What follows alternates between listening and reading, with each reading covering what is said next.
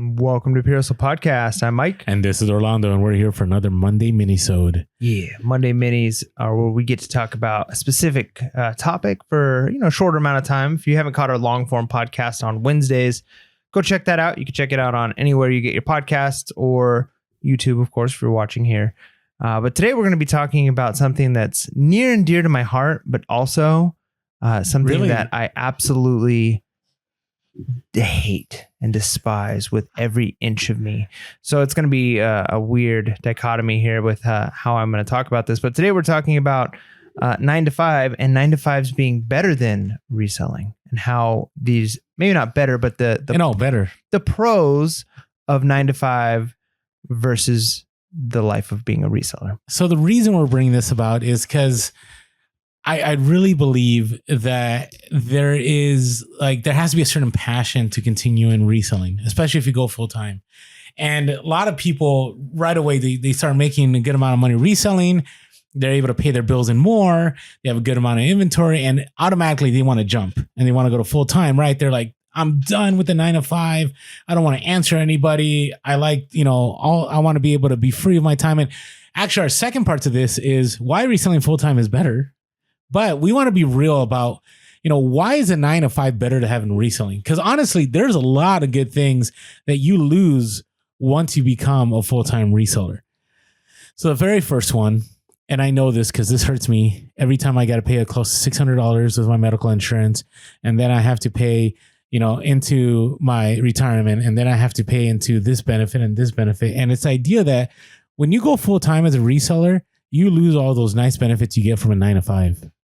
Yeah, that's one of the things a lot of people don't realize that they're getting at work. I mean, they realize they have benefits, but a lot of it is like deferred income. And they don't count it as their salary. They might say, hey, I make $80,000 a year, but they might be making, close to $20,000 a year in benefits. Mm-hmm. So they don't realize that really it's like making 100, that's money that they're not having to spend.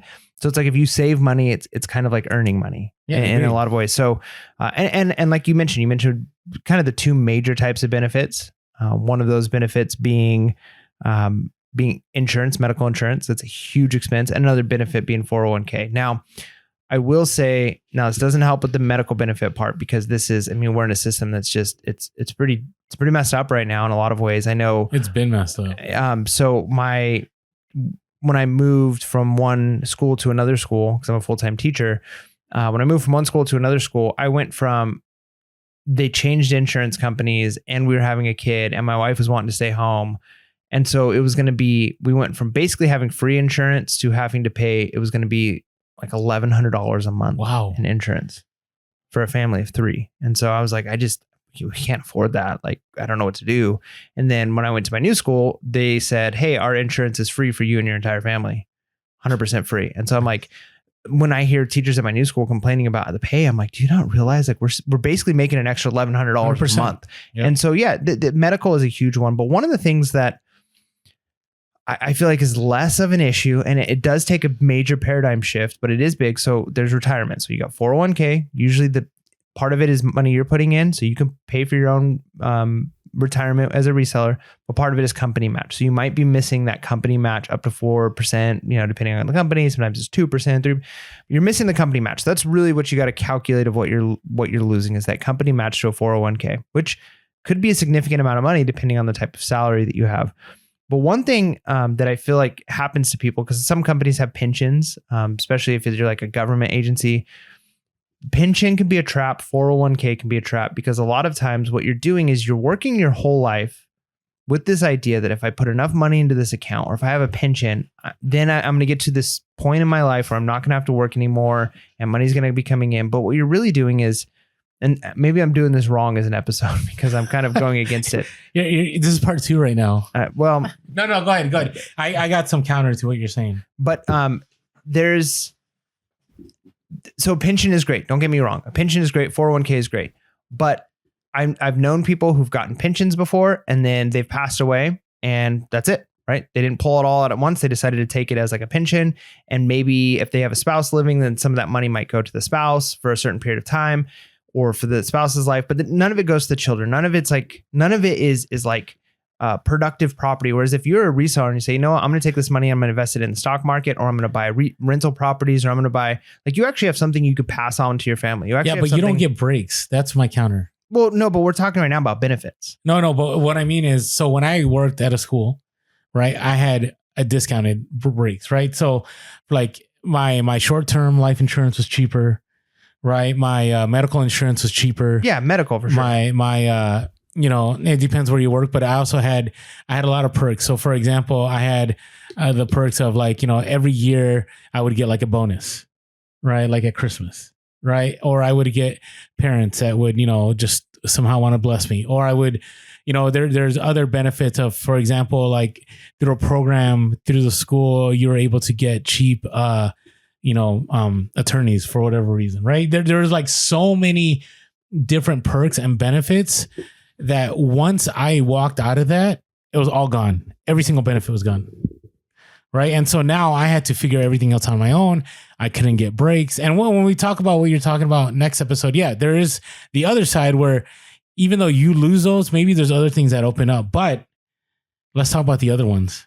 Let's go for it. Okay. So the next one is if you're working a 9 to 5, it depends on what you're doing. It depends how you structure your time. You're not working 24 hours. You get to go home. You get to go home. You get to enjoy the weekend. And granted, you may be in a salary position where that's not always the case, but you still get to walk away. If you're a full-time reseller, you don't get to walk away. You may put your store on vacation, but you're still going to get messages. You're still going to get returns. You're still going to be taking offers. You're still going to be shipping out stuff. You're still going to have to keep sourcing. You're going to have to keep listing. You're going to have to call eBay. It's 24 hours a day. I've never had a day since I went full time where I did nothing on eBay. Impossible. It's never happened. Yep. So, I mean, you even find that now. Is there a day that you don't do eBay sometimes? Yeah. Yeah, because you're 9 to 5, right? You're part time. But when you're full time, it's impossible. Sure. It's impossible. All right. What about this one? Do you agree with this one? The camaraderie of 9 to 5? Yeah. I mean, there's you have something to connect over, and it's a little easier when you're. Maybe not so much for a lot of people now because there's a lot of people who work remotely. And so you kind of lose that. But most of like teamwork and that kind of stuff happens just with things that aren't even really work related, but just around work people. Like you're together, you're talking about things, you're talking about the game. There's somebody you see every day. Hey, how are the kids doing? You connect on stuff. Hey, I'm having a Halloween party. You want to come over? And you just have people to connect with.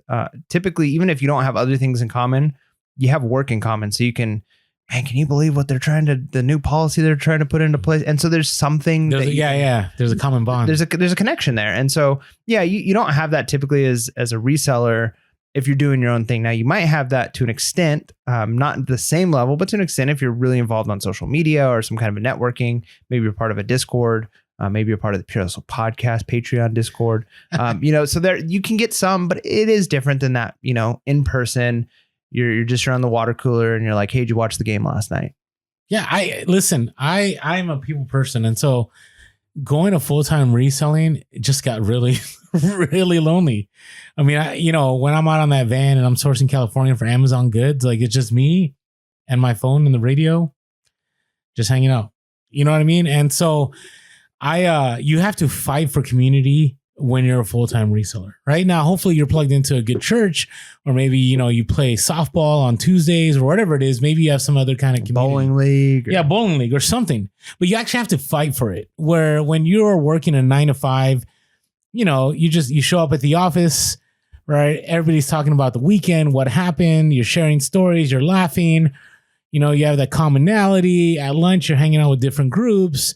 You have the company Christmas party, hey, there's just so many different avenues of community where when you're a reseller, that might all go away. Because when you work for the company, here's what happens. When you work for a company and you walk away, most of those friendships, I would say, were only based on work. Yes, you have a veneer of camaraderie, to be honest. Well, you do, but you lose it completely because after a while, like, let's say somebody is working at corporate at Best Buy or something, right? And you're working for Best Buy and you're in the corporate offices and you're a reseller. Like, how many conversations can you talk about, like, I don't know, retail arbitrage at Best Buy or what's going on at Best Buy? Like, there's only so many conversations you can have. I can tell you in education, the only thing that keeps me in education, I still teach homeschool classes. And so I still have kind of my foot in the door. But if it wasn't for that, I remember the first year where I did nothing with education, I was just reselling. I think after in like 2 or 3 months, I was talking to some teachers I was friends with. And after a while, outside you just stop caring about the stories and stuff because you're not in that world. No, people didn't reach out to me to share the stories because what do I know? You know what I mean? Like, what commonality do I have anymore? You know? And so I saw Mike more when I was working at the school he worked at than I see him now doing the podcast. Yeah, but we have more conversations now. That is true. That's true. All right. How about this next one? What are your thoughts on this one? Getting paid while not working. So there is an element to that for sure with, you have a salary of some kind, or even if you're not salary, you're hourly, but there's, if you're in California, I don't know what it's like in other states, even something like, the pay for the sickness that's been going around. There's 10 days, right? 10 days of paid, no matter what, it's going to be covered. And there's usually some kind of sick pay on top of that. And then there is, maybe you're a woman, you just gave birth, you've had a baby, now you're going to get some time off of work and it's going to be paid for. If you are, there's lots of opportunities. You get maternity stuff in California. Maternity, you take a vacation. Paternity. Yeah, there's a little bit of paternity that you can get through the state. You can go on vacation. There's typically paid vacation. And so you're still going to be getting your salary for those periods of time. I mean, you can, I remember as a kid, one of my favorite things to do is to beg my dad to take a sick day. And every once in a while he would do it. He'd be like, all right, well, let's watch this movie. I'll take a sick day. He'd call in sick. And it just boggled my mind. It's like, wait, you could just stay home and you still get paid. Just do that more often. Right. Now, of course, you only have so many days that you can do that in a year. But you kind of can't completely do that with reselling. We did talk about that with, times when we've been sick and it's like, okay, what do you do? Oh, it's brutal. You're sick or you injure your back. There's been times I've tweaked my neck and I'm like, I can't move. Mm-hmm. I can't lift that toe off of the top and get something out. I can't move out of my bed. I'm stuck in my bed for the next 3 days. There's nothing I can do. So if I have to put my store on complete hold, I'm not making money. Yeah. Whereas I'm still getting that, well, I got my 8 hours of pay today at work. Yeah, I lost it out of my sick time, but that's what it's there for, right? Yeah, I remember when I got the sickness a year and a half ago, I got rocked. I mean, there was days I just slept, but guess what? The few moments of cognizance that I was able to do stuff, I had to pack items and ship them. I had no option. Right now, granted, if if you're married, that changes. If you have family, that changes. I think I'm the abnormal one because I don't have any of that. Gotta have family. I'm not with anybody. And I would say a lot of resellers are very isolated people. And when you get sick, you got to work. You have no option. So this next one, to me, is the number one reason why a 9 to 5 is better. It's just the stability. That paycheck's coming every 2 weeks or every week. That paycheck will be there, right? You're not going, oh man, should I put my store on sale? Should I take this offer? Should I send out coupons? You're going to make the same amount of money regardless, right? You're not dependent on the market. You don't have that return that's going to come in and it's it was a nice sale, but then it ended up being a $500 return and it's going to kill your finances for a couple of days. And so the stability of that stable paycheck is really, really nice. So you need to consider that when you're trying to jump to full time, because there will be times, no matter what Instagram tells you, there will be times where things are going to be dead and slow and you're going to go what am I supposed to do here? To be fair, though, I think there's validity to the stability, but is it really stable? We're just starting the next episode. No, I don't think we are. I think you gotta I think it would be, we're doing it as a 2-part episode, so we are going to cover more of it. But even looking at the topics, we're not talking about it exactly one for one. So I mean, there is stability, that is a benefit, but is it as stable as you really think? Because you could walk in and here's your pink slip, you're out of work. And that's, I've heard story after story of that happening to people. It's never happened to me, thank God, but that happens to people. And so there's probably some of our listeners who are like, yeah, it was really stable until it wasn't stable anymore. And then I couldn't feed my family. Whereas you're probably not getting the message from eBay of, sorry, you're no longer allowed to sell on our platform at all. Sure, now that could happen, but the chance, I think more people lose their job every day in America than percentage wise than people are just sorry, you're no longer allowed to resell. You have all this stuff and too bad. Sorry for you. So stay tuned to our next episode where we discuss why selling full-time is a good option. So hopefully these 9 to 5 options here makes you be cautious and think through when you make that call, when you make that decision to jump to full-time reselling.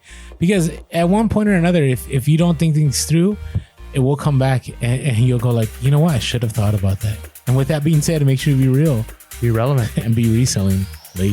Peace.